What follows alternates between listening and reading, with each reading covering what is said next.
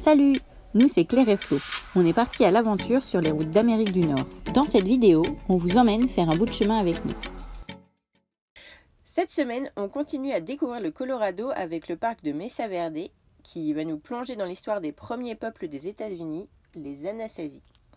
Et on attendait cette visite avec impatience parce que les ruines des pueblos, elles ont la réputation d'être les mieux conservées du pays et en plus dans un décor à couper le souffle.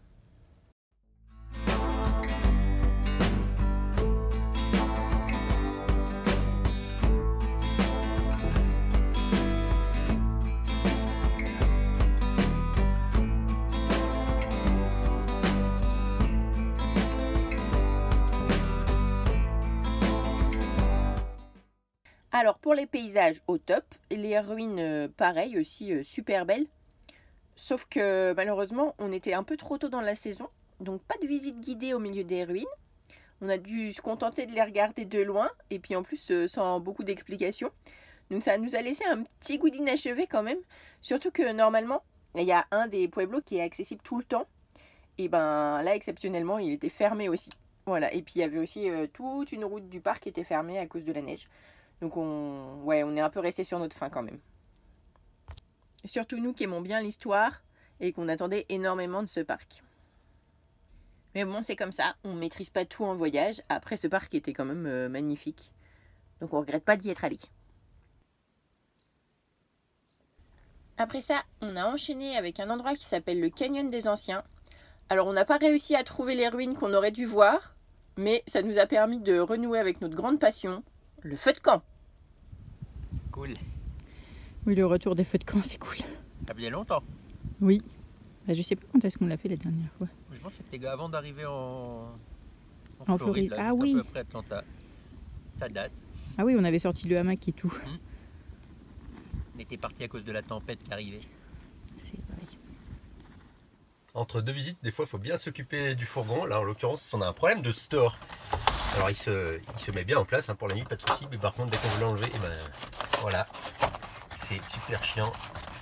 C'est un problème de ressort qu'on doit retendre. J'ai regardé un tuto sur internet, j'espère que c'est bien expliqué. Il y a tous les petits caches à faire sauter, il y a plein de vis à enlever. Et je dépose le cadre et en principe, je vais pouvoir retendre le ressort avec la main ou avec une pince, on va voir. En principe, je dois juste tirer doucement et c'est censé venir. Le cadre est censé venir. Voilà. Oula, non c'est bon. Oula, non. Tout va bien. Il n'y a pas de oula. Voilà, c'est plein d'insectes crevés. Ah, c'est ça qu'on peut faire pendant qu'on a démonté, essayer de mettre de la moustiquaire sur les petits trous des il va falloir s'accrocher pour glisser un truc là-dedans. C'est très. C'est où? C'est là-dedans. C'est très étrange. Ah, on va voir si on peut enlever le truc et voir. On va. Non, mais sinon c'est pas grave, ils continueront à rentrer par là, les petites bêtes. On va jeter un œil. Alors, il est où le ressort? C'est là. Où ça? C'est là-dedans en fait. Il faut déclipser à droite là-bas pour pouvoir décaler là-bas et ici venir retendre. Ok. Voilà. Ben, il n'y a plus qu'à. Vas-y, je te regarde. Il n'y a plus qu'à. Je ferai l'inspectrice des travaux finis.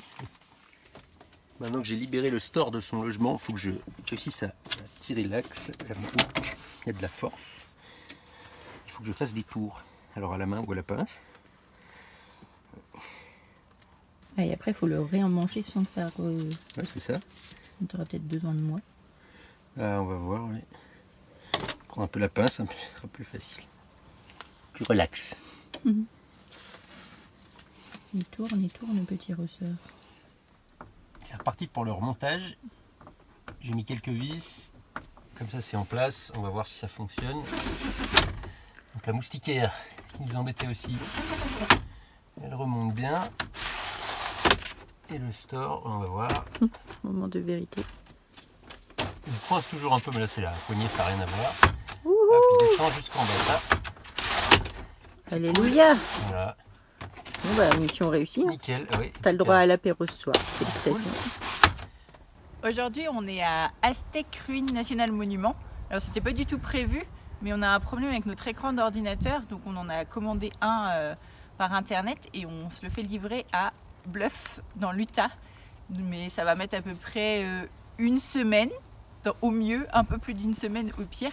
Donc on a décidé de rayonner autour et de faire tous les parcs et monuments, lieux historiques, tout ça. Et donc on a commencé par celui-là et c'est plutôt une bonne découverte parce que les ruines sont sympas, il y a une bonne muséographie et surtout, notre grande passion, il y a le programme de Rangers non junior. C'est rigolo ça. Oui, les questions sont un peu plus élaborées et on a dû faire qu'un seul dessin cette fois. Et on n'a pas de petits poèmes à chanter aux Rangers à la fin, ce qui est quand même pas mal aussi. Mais je sais pas si on va devoir... je suis pas sûr, on va voir. As a not so junior ranger, I I promise to explore promise to explore and to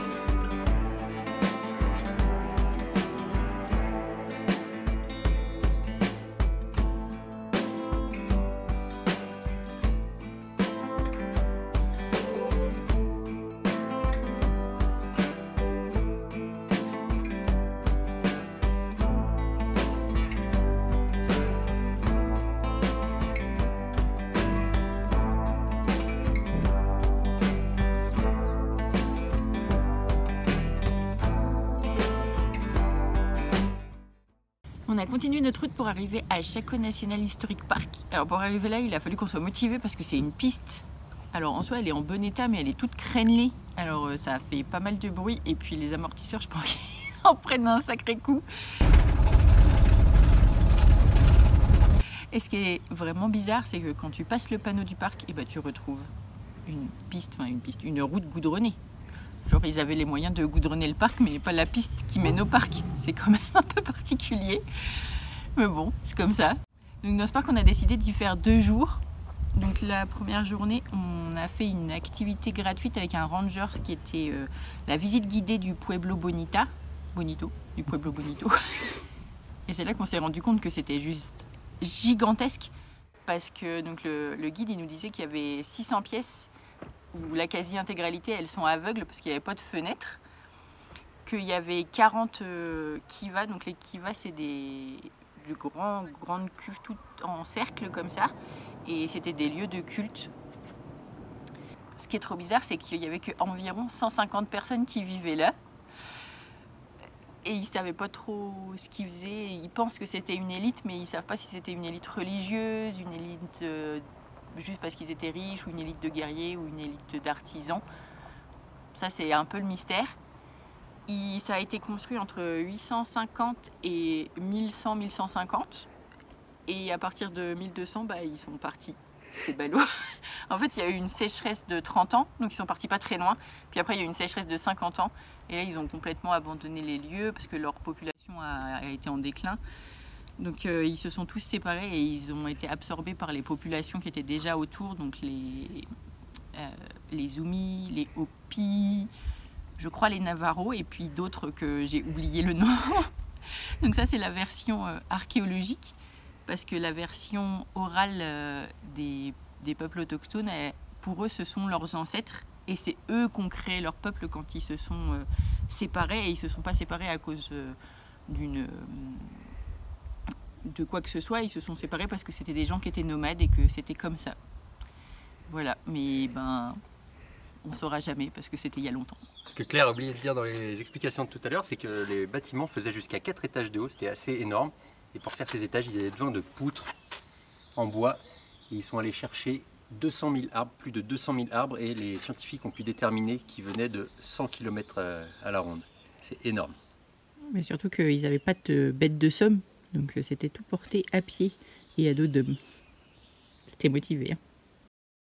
Et après ça, on est monté en haut des messas pour pouvoir voir les ruines vues du dessus.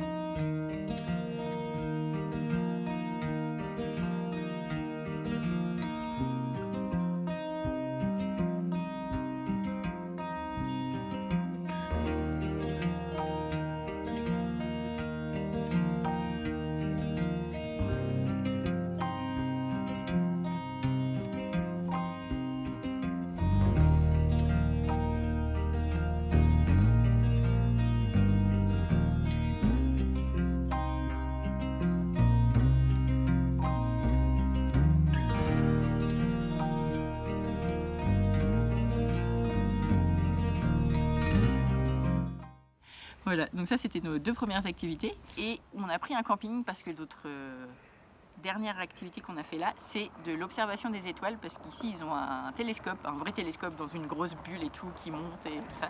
Il faut monter à une échelle pour regarder. Donc c'était plutôt cool.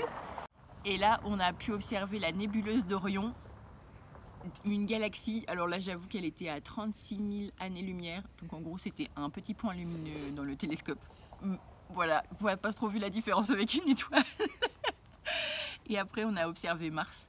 Donc ça c'était plutôt cool. On a voulu voir la Voie lactée aussi, mais la Rangers elle nous a dit que c'était plutôt à partir de juin, donc on l'a pas vu.